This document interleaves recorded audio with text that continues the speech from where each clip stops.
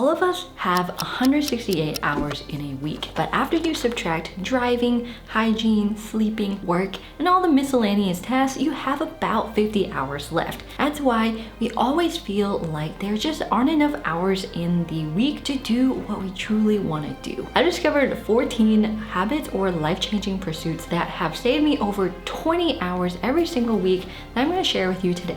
Number 1 is have a prioritized to-do list for the following workday. That way, when you get to work in the morning, instead of thinking or planning about what you're gonna do, you just jump straight into the task. You're saving time because you're not spending time planning, procrastinating about planning. You're just doing the task. The decision's already made for you. A lot of the habits or one-time changes that we'll be talking about today actually end up just limiting your decisions and your choices. Why? Because when you have too many decisions, it leads to decision fatigue, and that makes doing hard things and making good decisions really hard. A study shows that American adults have about 35,000 decisions in a single day. Some might be big and some are so small that we don't even think that it's depleting our brain energy, but it still is. So this leads us to number 2, which is having a limited wardrobe or wearing the same thing every day. There's a reason a lot of successful entrepreneurs wear the same clothes every single day, because they would rather use their brain energy to make good high quality decisions on their business rather than what they're wearing. After all, they're not fashion influencers. What they're wearing is merely trivial. So if you don't want to wear the same thing every single day, you can either 1, have a capsule wardrobe, which is where you have like a limited number of pieces. Usually it's 30 that you mix and match. Or you can plan what you're wearing the next day at night. Yes, you're still depleting your mental energy, but you're starting the day off with momentum instead of a drag.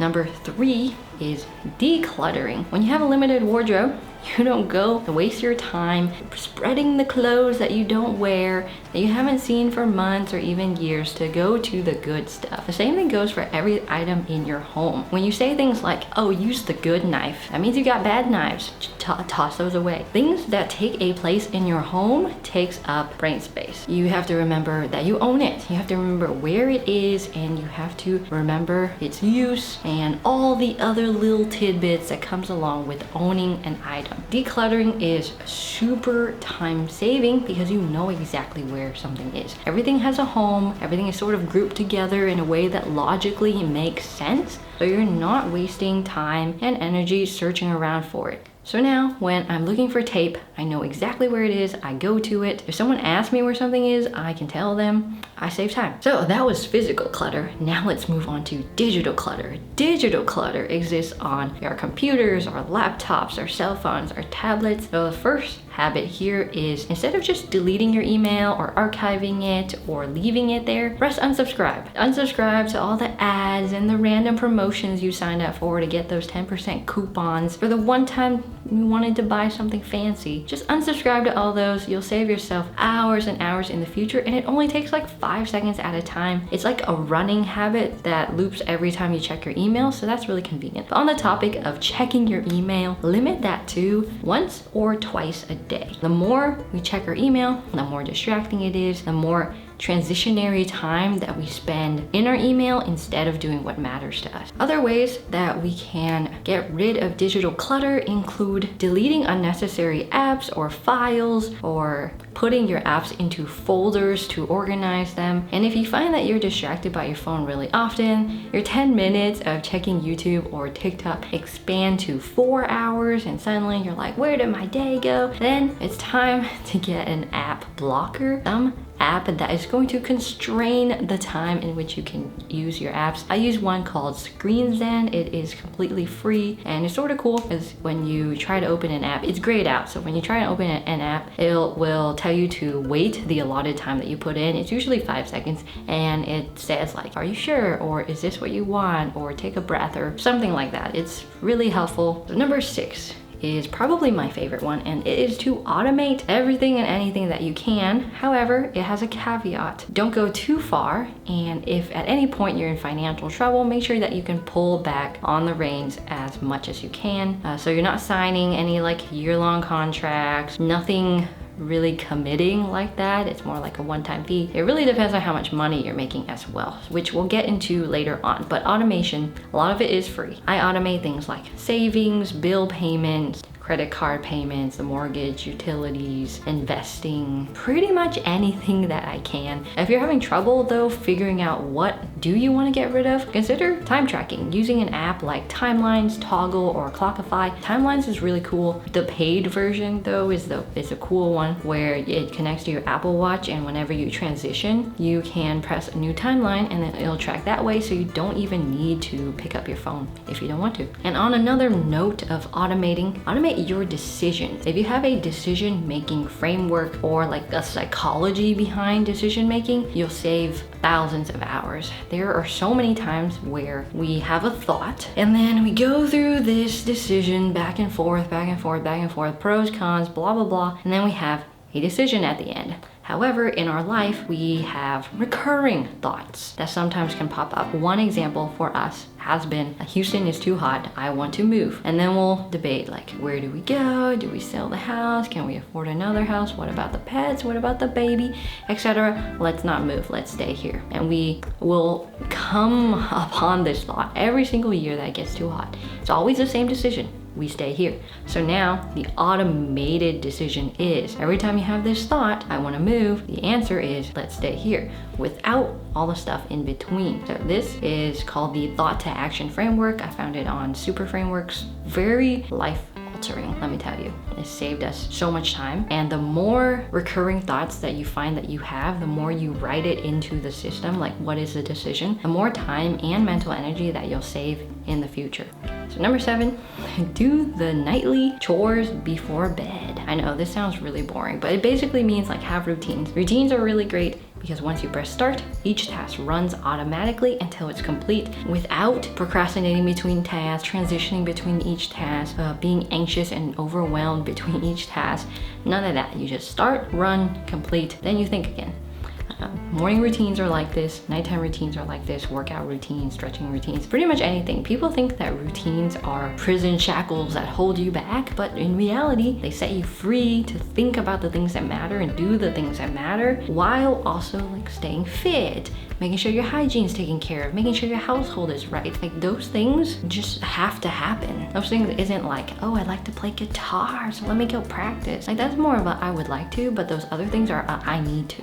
Which moves us into number 8. When you are doing something and you see that something needs to be done and it's a very small confined task, takes like 5 minutes, just do it. If you're going to the bathroom and you notice, I need to do the laundry, just go ahead and put it in the washer, run it, move on. When you say, I need to do something, your brain opens a loop. David Allen from Getting Things Done, also known as GTD in the productivity community, says that when you open a loop, you are now draining your brain's energy very quickly, because your brain is meant to create ideas, not store them. When you store them, it like increases your anxiety and your stress and you're distracted. So the easy thing is when you notice I need to do something, do it, close the loop, move on. That easy. Now, when the task takes a longer time than 5 minutes, let's say a task takes like 1 to 2 hours, instead of keeping it in your brain and saying, oh, I really need to mow the lawn later, just write it down somewhere that you know that you're gonna look at. It could be like a calendar, a notes app, an alarm, whatever you need to do to get it out of your brain onto something else. Could be paper, could be digital, whatever. Just brain dump it, and then you're free to move back to the task that you were doing without being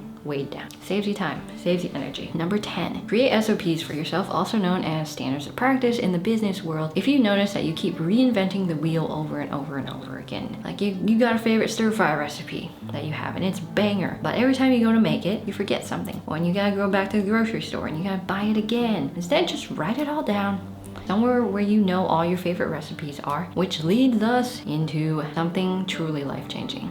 Meal prep. Oh, crazy. Yeah, it's crazy. Before I was a mom, I never truly understood the power of meal prep. It is the most amazing thing when you are hungry, it's lunchtime, you go into the fridge, you grab a meal out, toss it in the microwave for about 90 seconds, take it out, eat it. throw a thing into the dishwasher and you're good to go. You don't have to say, oh, what am I eating today? Get the stuff out of the fridge and then cook it, and then you got your dirty dishes, and then you're just meal prep. And it's best when you have things that can run at the same time while you're meal prepping. So you can do the oven, the crock pot, the rice cooker, the electric kettle, all those things running while you are doing something else, like using a griddle, which we got recently, and it is amazing. More cooking space, cooks faster, saves so much time. So number 12, delegate tasks that are lower than your hourly rate. So what I mean by this is if your hourly rate is $50 an hour, anything lower than that is not really worth your time. So you would delegate it instead. So for me, that would be like yard care, delegate that. Someone who obviously knows what they're doing way more than I do can do it in like 10 minutes. Whereas with me, I gotta take the lawnmower out, make sure it's charged, and do all the stuff, and then mess it up.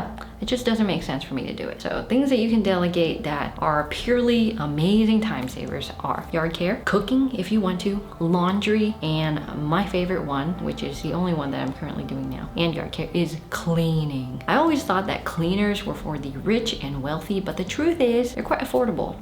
And they are amazing. They come to your house right on time. They clean everything in a couple hours, and it is way better than you could have ever done it, and it's cheaper. Which is number 13. Write down ideas as soon as you get them. Whether this is like an idea that could solve a problem of yours, or like a business idea, a new idea, whatever. Write it down somewhere you'll look at later, and look at it later. Again, the brain is meant to come up with really, really cool ideas and get inspired and be creative, not meant to store things. So brain dump. It's really great. Once you do it enough times, especially if you're stressed out and you brain dump, or you're creative and you brain dump, like your brain feels so much lighter. Number 14, if you're thinking of doing something, just do it. The time that you spend being anxious about the idea or the task or whatever, doing research on it, weighing out the pros and cons, being overwhelmed, procrastinating, whatever, at the end of the day, you will never know if it was a good idea or a bad idea until you do it and reflect.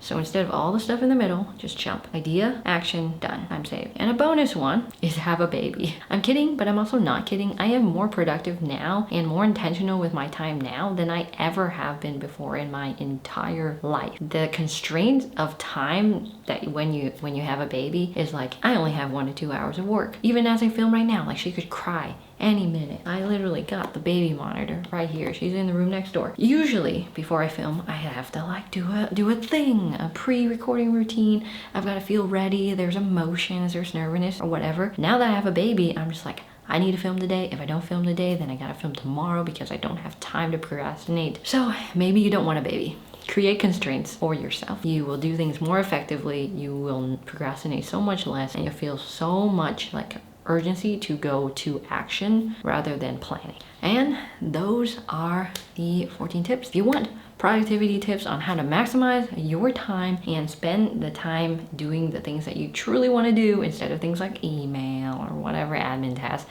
check out this video here where I talk about productivity tips.